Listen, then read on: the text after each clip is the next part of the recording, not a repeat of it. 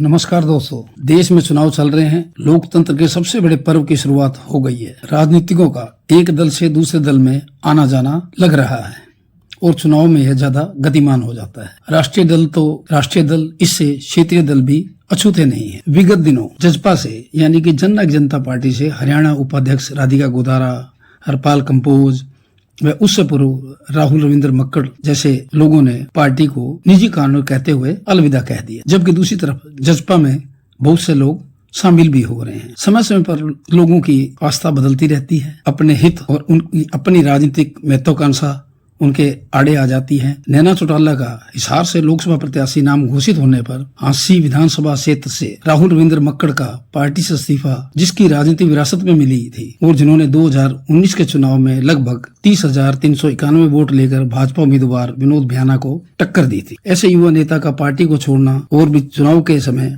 नैना चौटाला के चुनाव प्रचार को कुछ हद तक कुंद कर सकता है, मगर नैना चौटाला लंबे समय से हिसार के लोगों से संपर्क में है।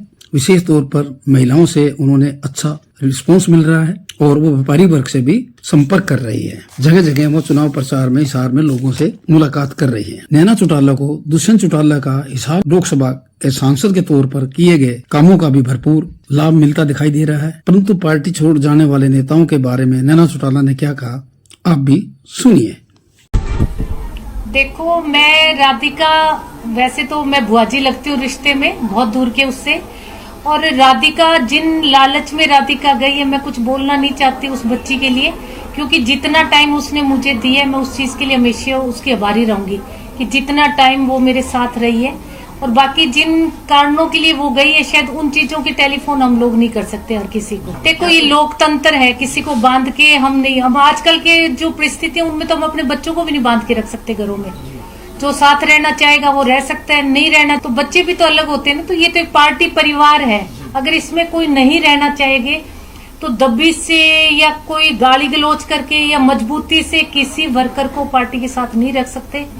जिन्होंने जाना है वो जाएं, जो साथ खड़े हैं, जो इस टाइम हमारा साथ देंगे ना, मैं कहती हूँ सच्चे वर्कर हमारे वो ही हैं और यही लोग पार्टी के लिए पिलर है। इन्हीं के दमों पे पार्टी खड़ी है।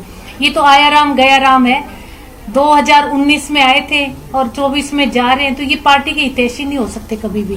अभी पीछे 5 साल जो सांसद रह के गए, मैं अभी मार्केट में घूम के आई हूँ डोर टू डोर लोकसभा के लिए। हर आदमी कहता है कि हमें यही नहीं मालूम पीछे सांसद कौन था।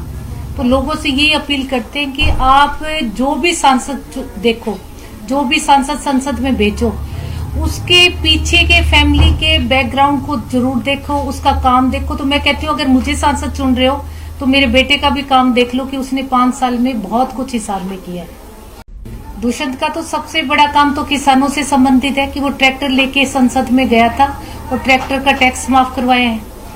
दुष्यंत ने हर डाणी तक लाइट पहुंचाने का काम किया है। हर गांव में पानी के टैंकर देने की जो परंपरा चली थी वो दुष्यंत ने चलाई। पहले कोई जानता भी नहीं था कि पानी में जहां प्रॉब्लम है वहां टैंकर भी दिए जाते हैं। अब दुष्यंत को देख के मैंने खुद ने मेरे बाड़ हल्के में हर गांव में कम से कम 52 टैंकर्स बांटने का काम मैंने किया है। तो हम जब कोई अच्छा कार्य करते हैं तो उसको देख के अगर फॉलो भी करें तो भी बहुत सारे अच्छे काम हो जाते हैं। नहीं, जजपा से तो देखो, मुझे तो अब तक किसी ने कोई शिकायत करी नहीं। हाँ, इनक्लेव टावर में जब मैं गई हूँ तो वहां मुझे लोगों ने कहा कि हमारे पीने का पानी नहीं है, जो पाइप है वो बहुत ज्यादा ऊंची है। तो कहते हैं अगर हम आपको सांसद बनाते हैं तो हम आपसे उम्मीद करते हैं कि सबसे पहले आप हमें पीने का पानी दिलवाओगे। तो मैं भी प्रॉमिस करके आई हूँ कि अगर आप मुझे लोकसभा में भेजते हो तो मैं पहला काम यही करके दिखाऊंगी। बाकी ऐसे मुझे तो कहीं कोई शिकायत मिली नहीं। उल्टे के लोग यही कहते हैं कि दुष्यंत का बहुत, मुझे कहते हैं कि उन्होंने काम बहुत किए जी।